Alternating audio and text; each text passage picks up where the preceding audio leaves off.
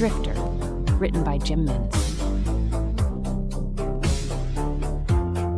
The guard was stubborn, hard to control. The entity struggled to contain its range of emotions. He was fierce by nature, holding a dim view of almost every being he came into contact with. His eyes scanned the surroundings, finding threat in every being, no matter the age, no matter the gender, no matter the size. Child or pet made no difference. The entity used the guard's vocal cords to communicate with the beast it had just fled. "Do not bleed in the city," it managed to say to the man in the cart, being trailed by the horse. However, the entity was confused. The man, who was what it referred to itself as, or rather the guard, took ownership of his own speech. He was in command. He was strong-willed, even when the entity applied its force. The entity felt rusty.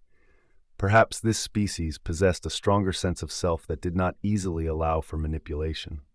It separated its tentacles outward and attempted to amass a broader reach within the brainstem. After expanding, it tried again, commanding the guard to walk forward and abandon his post. The guard complied. The entity was relieved. The entity made the guard walk into the city. There, it followed the trail of other men and what were referred to as women down the city streets, toward an obnoxious laneway where men and women were using utensils to write words on the walls. The emotions of the guard began to wrestle with the will and desires of the entity.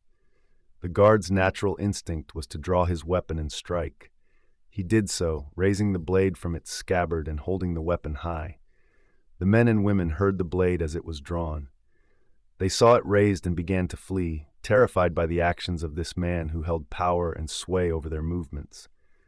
The entity was annoyed. It was not ready to strike. It sensed a common behavior among this species, one of social cohesion. This interested the entity, as it distinguished them from other animals it had inhabited, where laws, practice, and custom did not exist, and everything gave way to selfishness. The hungry ate and killed at will. This species was different. This species valued communication. It valued cohesion. Yet here was this guard, ready to act under the laws of the jungle and scare everyone away. The laneway cleared. 2 people remained, engaged in mating, the entity surmised. They were unaware of the guard's threat. The guard's will was strong, and he moved himself and his body toward them, intent on destroying the 2 who remained unaware. The entity used all of its strength and will to overpower the guard.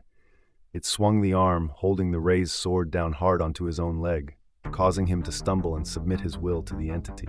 The entity experienced the rush of pain throbbing from the guard's severely damaged leg, but it was worth it to regain command of the rogue one.